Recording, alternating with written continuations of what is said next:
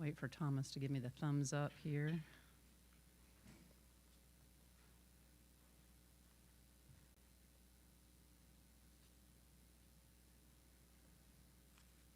Good morning, everyone. Thanks for joining us. Thanks for joining here in person, and thanks for joining online as well.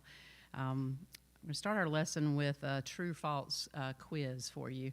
And it's raise your hand if you think it's true, and just don't do anything if you think it's false. There is no right answer, so you can take a deep breath. It's not really a pop quiz. It's just an opinion question about a few things to get you thinking before we get into the lesson this morning. So raise your hand if it's true, nothing if it's false. Sacrifice must involve pain. True or false? Okay, everybody thinks it's false because nobody's raising their hand here in person. Number 2, sacrifice gets easier after you are used to doing it. Okay, a couple takers on that one. Number 3, my sacrifice and your sacrifice may be completely different. Sacrificial living is a daily requirement for a Christian. Everyone will sacrifice something significant at some point. You call it a sacrifice, I call it my duty. You hear that sometimes with military a little bit, but okay. So obviously the theme is sacrifice for this week. And I wanted you to be thinking about that from a personal perspective before we get into the lesson today. Our lesson is from Genesis chapter 22, verses 1 through 14. It's Genesis 22, 1 through 14. And I'll read the scripture as a whole first, then we'll start to break it apart. But it's about Abraham making an offering. And this story's always stood out from when I was a child as being just one of those kind of amazing stories. But as a parent now, it's so hard to imagine all the emotions that have gone on in this story that we're getting ready to talk about. So even as a child, thinking about my parents and sacrifices that they would have made or they did make for me, it makes me think about all those things that I didn't realize were happening to you as you grow up. You don't always realize the things your parents are not doing or giving up or whatever it is just to help you do something you want to do. So again, it's coming from Genesis 22, verses 1 through 14. Sometime later, God tested Abraham. He said to him, Abraham, here I am, he replied. Then God said, take your son, your only son, whom you love, Isaac, and go to the region of Moriah. Sacrifice him there as a burnt offering on a mountain I will show you. Early the next morning, Abraham got up and loaded his donkey. He took with him 2 of his servants and his son Isaac. When he had cut enough wood for the burnt offering, he set out for the place God had told him about. On the 3rd day, Abraham looked up and saw the place in the distance. He said to his servants, stay here with the donkey while I and the boy go over there. We will worship and then we'll come back to you. Abraham took the wood for the burnt offering and placed it on his son Isaac, and he himself carried the fire and the knife. As the 2 of them went on together, Isaac spoke up and said to his father Abraham, Father? Yes, my son, Abraham replied. The fire and wood are here, Isaac said, but where is the lamb for the burnt offering? Abraham answered, God himself will provide the lamb for the burnt offering, my son. And the 2 of them went on together. When they reached the place God had told him about, Abraham built an altar there and arranged the wood on it. He bound his son Isaac and laid him on the altar on top of the wood. Then he reached out his hand and took the knife to slay his son. But the angel of the Lord called out to him from heaven, Abraham, Abraham. Here I am, he replied. Do not lay a hand on the boy, he said. Do not do anything to him. Now I know that you fear God because you have not withheld from me your son, your only son. Abraham looked up, and there in a thicket he saw a ram caught by its horns. He went over and took the ram and sacrificed it as a burnt offering instead of his son. So Abraham called that place, the Lord will provide. And to this day it is said, on the mountain of the Lord it will be provided. It's powerful verses, right? There's obviously a test involved in that scripture, and there's lots of examples of tests in the scriptures over time when God would test the people's commitment to Him. He would challenge people to remain faithful and obey Him even when it was hard. And so this example, obviously, is one of those hardest ones as far as that goes. And, Abraham is called a man of faith in the scriptures, and he wasn't perfect. None of us are perfect. There were several things he had done. When Sarah, his wife, couldn't have a baby, he ended up having a baby with her maidservant, Hagar. Can you imagine living in that house with all that going on, and Hagar gets pregnant and has the baby like that? Some serious tension would happen for sure. So anyway, it's just different things that he did. He was not a perfect person, but despite all these things, he had faith, and God remained faithful to Abraham and Sarah, right? He watched over them. He provided them the son of promise, which was Isaac. And so he had highs and lows just like we do. His faith was strong, but sometimes inconsistent, again, just like ours. But, did he ever wonder who he is? Am I the strongest person of faith, or am I letting things go? Am I not following God the right way? I'm sure we all question that sometimes. We all have times where things are going really well and it's easier to trust God, and things go bad. Sometimes you question things. But as we get into today's lesson, obviously Abraham is having faith in God. It says sometime later, it doesn't tell us what time frame. We do know that Abraham was 100 years old when Isaac was born, which that's really hard to imagine, having a child at 100 years. It's hard to imagine being 100 years old, but much less having a baby at 100. But he was 100 when Isaac was born, so we know Isaac's old enough to carry wood because he hands him the wood to carry up for the sacrifice. So we're guessing he's like 11, 12, 13, somewhere in there is what the scholars think when this all happens.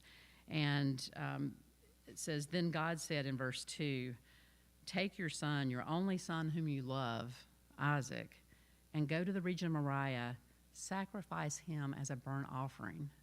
That gives me chills, like to imagine having to take my child to an offer him to God, but offer him as a burnt offering, which means a dead offering, right? Like we're killing him to honor God. That's really hard to imagine being asked to do that, and yet Abraham appears not to hesitate. It doesn't go into detail, but it does say that, the next morning he follows God's will. He does it. The interesting part, or one of the interesting parts here is, God's asking him to sacrifice his son Isaac, who is actually part of the covenant. He's part of the child of the promise, where all these descendants are going to come down from Abraham in the future. So it's questioning, you question, why would he do that? Why would he say, I'm going to have you sacrifice your son, who's supposed to be the father of all these future people? It never says that he did. So don't you think the mama would have had a thought about that? I think it wouldn't have been a good day for him to go home. I can't. I've tried to put myself in his shoes multiple times reading this, and it's just so hard to imagine being asked to do this. In the commentary here, it mentions the purpose of testing is to discover strengths and weaknesses, and trusting God helps us build on the former and minimize the effects of the latter, even when we don't understand why there is a test. And obviously this is the case for Abraham. It says, early the next morning, Abraham got up and loaded his donkey. And to Preacher Farrell's comment there, he didn't say, I told Sarah about it, or I asked my wife what she thought. He just did it because God told him to, right? He took with him 2 of his servants and his son Isaac. When he had cut enough wood for the burnt offering, he set out for the place God had told him about. So there's no haggling. We don't see him trying to justify why he shouldn't do it. He does take a couple of people with him, probably because of trying to manage food and bedding and clothing, and it's a long trip. I think they say it's 50 miles in here, so that on foot, would take a while. Again, we see his faithfulness, we see his obedience. He's in full awareness that he may lose his only son and the promise there of God through that.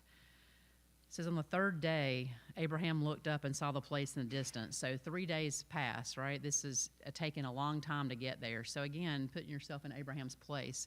He's having to travel. He's on foot. They have the donkey who's probably laden down with all the supplies.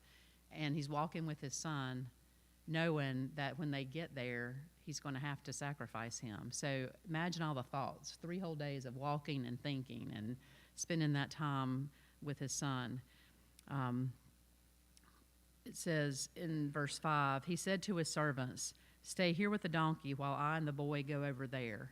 We will worship, and then we will come back to you."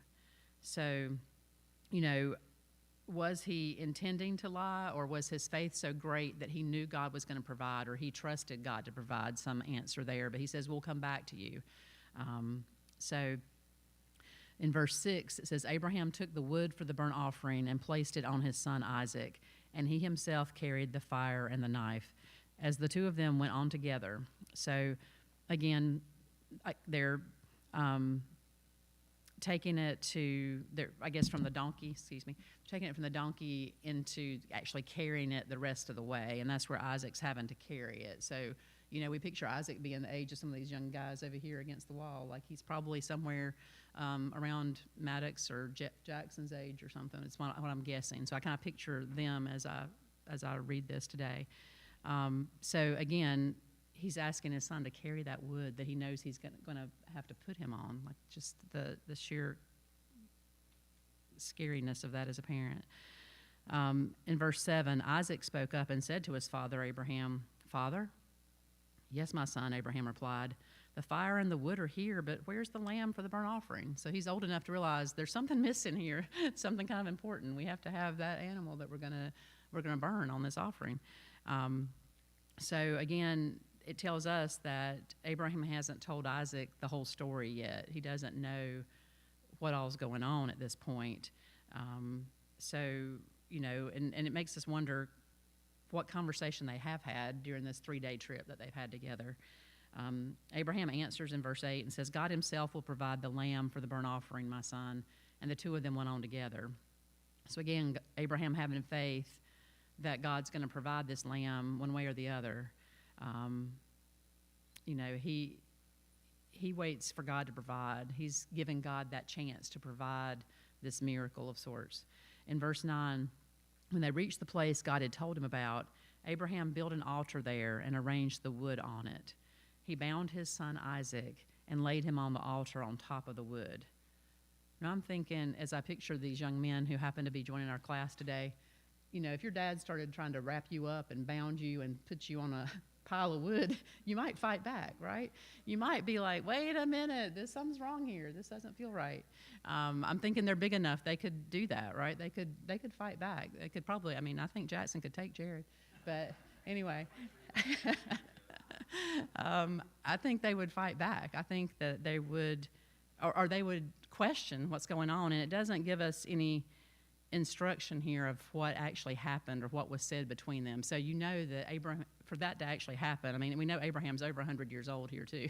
You keeping all that in perspective, but Abraham has had to tell Isaac something about this, of what God has asked him to do. There has to be something for Isaac to let him bind him up, right? To let him do this, and for him to lay still on this wood. There has to be God interaction there. There has to be a conversation between them. It just doesn't capture it in our scripture today.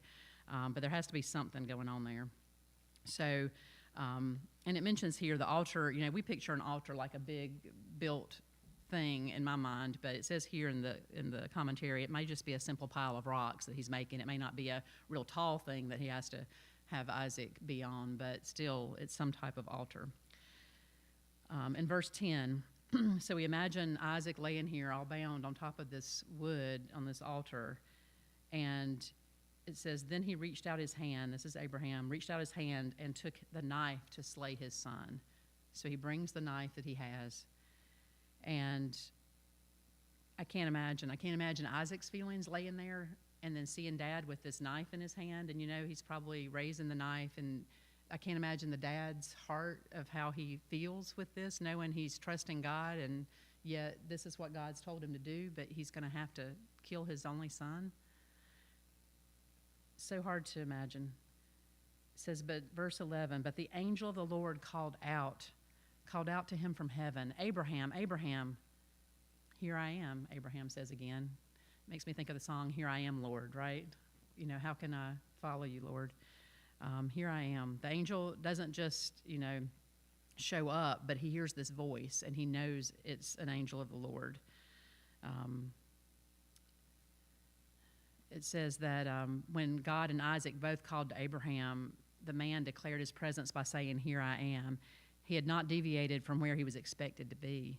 Whether it was, family, friends, work, our relationship with God, when we are called upon to be wholly present, the only answer that's really satisfactory is, Here I am. Here is the appropriate place to be, is where I'm needed to be. It's a matter of integrity. It's a matter of responsibility. Ultimately, it's a matter of being accountable to those we love, and ultimately to those who love us, especially God. And here's Abraham being extremely accountable, right? Here I am. Here I am. The angel says in verse 12, do not lay a hand on the boy, he said. Do not do anything to him. Now I know that you fear God because you've not withheld me from your son, your only son. So the angel orders Abraham to halt. It prevents any physical harm to Isaac, obviously. I'm sure that was a relief to both of them. I'm sure some deep breaths were let out and possibly some tears at that point. So again, Abraham has passed the test. He trusted God and proved it by being willing to sacrifice something that was the most important to him. Isaac was Abraham's only chance to secure the future promises, and in raising that knife to do the sacrifice, he declared his conviction that God is truly his only hope. And God's still our hope if we have that faith like Abraham had in this moment. In verse 13, it says, Abraham looked up, and there in the thicket he saw a ram caught by its horns. He went over and took the ram and sacrificed it as a burnt offering instead of his son. So God did indeed provide, right? He rewarded Abraham by not having to sacrifice his son. He made it so that there was this ram caught there in the thicket. It says in verse 14, so Abraham called that place, the Lord will provide, and to this day it is said, on the mountain of the Lord it will be provided. God will keep his promises, and this is just a really good reminder to all of us that he keeps his promises, and sometimes the timing is perfect, like in this case, but he let him go through that whole test to see what was going to happen before he stopped it, right? In the conclusion today, it says, tests reveal the preparation of the one tested. Some tests also expose the character of the person being tested. God's testing of Abraham in the scripture exposed that man's trust, loyalty, and devotion. It proved the authenticity of his faith, the faith for which God pronounced Abraham righteous. It also revealed God's faithfulness and promises to his people. God preserved the life of Isaac and therefore reiterated his promises to multiply Abraham's descendants and bless all nations. God's people will continue to face tests and trials. Not all of these trials will be from God in the same manner as Abraham's was. The trials prove the strength and sincerity of our faith. We may never hear a voice from God like Abraham did when the test ends, but we can be confident that God will be with us in our trials as we grow in our faith, perseverance, and in our maturity. Our thought to remember this week is God always provides, but not always in the ways that we expect. And it's back to having faith that God will provide no matter the circumstance, no matter how hard the test may be that we're going through, but he's going to provide, and it's going to be the right answer, whatever that answer is. We just have to have the faith that will get us through it. That's all I have today. Does anyone have anything else they want to share before we wrap up? All right. Thank you all.